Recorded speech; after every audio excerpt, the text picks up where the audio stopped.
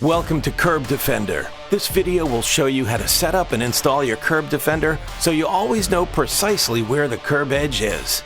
Curb Defender is comprised of two pieces of galvanized sheet metal.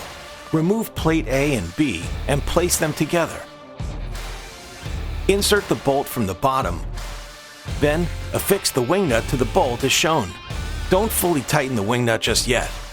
The Curb Defender should be able to move freely. Place Curb Defender over the desired curb or Belgian block section. Push both plates A and B together and make them snug. Tighten the wing nut hand tight, but don't over tighten it. Finally, insert a standard driveway or snow marker into the opening of plate B. That's all there is to it. Repeat the same procedure throughout other critical locations on the property. Curb Defender ensures that your snow markers are in the right spot every time, helping you avoid unnecessary damage. Works great marking tricky spots like turns, islands, and curves, and creates a visual perimeter that truly defines the line. Curb Defender.